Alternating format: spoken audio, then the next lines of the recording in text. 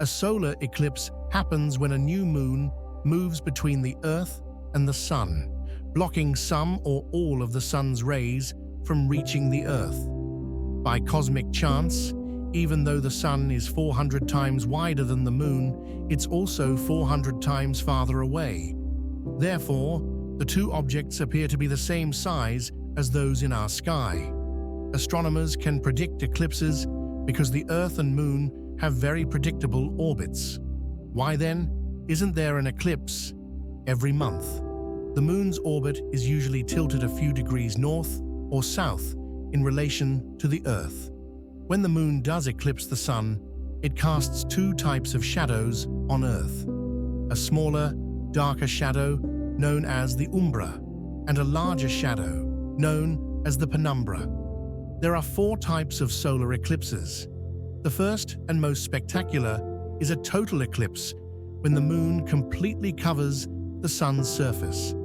A total eclipse can only be seen if you're standing within the umbrella shadow. That's why the imaginary line created by the shadow as it races across Earth is known as the path of totality. People with him, the penumbra shadow, see only a partial eclipse, the second type. From this view, outside the path of totality, the Moon passes in front of the Sun off-center, never fully covering its surface. Third, an annular eclipse occurs when the Moon passes directly in front of the Sun. However, unlike a total eclipse, the Moon appears too small to cover the Sun fully. The Moon's orbit is elliptical, so sometimes it's closer to Earth, and sometimes it's farther away. Last, a hybrid eclipse is when the Moon's position between the Earth and Sun is so finely balanced that the curvature of the Earth plays a role. The Moon will be farther away from some parts of Earth along the eclipse path, resulting in an annular eclipse. In other parts, the Moon will be just close enough to fully cover the Sun, resulting in a total eclipse. While a total solar eclipse happens somewhere on Earth every year or two, any given point on Earth experiences the event only about once every 400 years. We interrupt this video for an important safety announcement. Looking directly at the Sun, even during an eclipse, can cause permanent eye damage. Fortunately, there are ways to enjoy an eclipse safely. The easiest is to use certified eclipse-watching glasses, which are shaded thousands of times darker than typical sunglasses. You can also look at the eclipse indirectly by making a pinhole viewer. Simply poke a small hole in a piece of cardboard. Hold the cardboard up to the Sun, allowing the Sun's image to be projected onto a flat surface.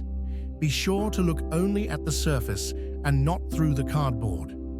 Just before the Moon completely covers the Sun, low-lying valleys on the Moon's edge will be the only spots that sunlight continues to pass through. These remaining brilliant shafts of light, known as Bailey's beads, will disappear one after another. And finally, a single bead of light remains, known as the diamond ring, signaling that you're just seconds away from experiencing totality.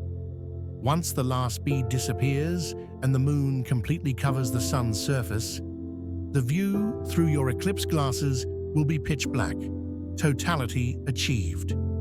At this point, none of the Sun's rays are reaching your eyes, and it's the only time that it's safe to take off your glasses.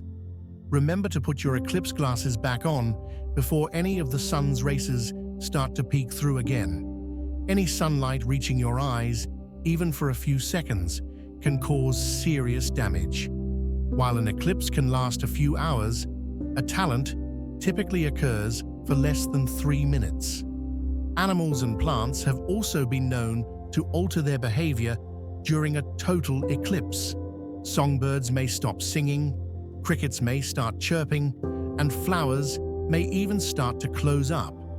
We won't always be able to see total solar eclipses.